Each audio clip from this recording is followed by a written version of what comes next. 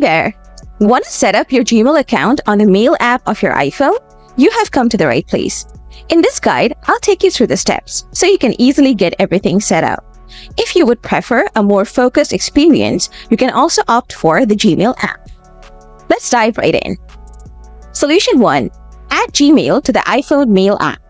First, open the Settings app. Then scroll down until you find the options. After that, tap on the Mail app. Now tap on Accounts. Next, select Add Account. Choose Google from the list. Enter your Gmail address and tap Next. After that, type in your Gmail password and hit Next again. Follow the on-screen prompts to finish the setup process.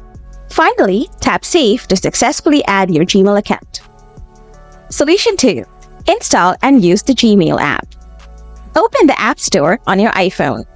Then search for Gmail in the search bar. After that, tap Get to download and install the Gmail app. Tap on Sign In and enter your Gmail credentials. Follow the prompts to complete the setup. With these two options, you can either seamlessly integrate your Gmail into the Mail app or go for the dedicated Gmail app on your iPhone. If you run into any questions or need a little more help, feel free to reach out.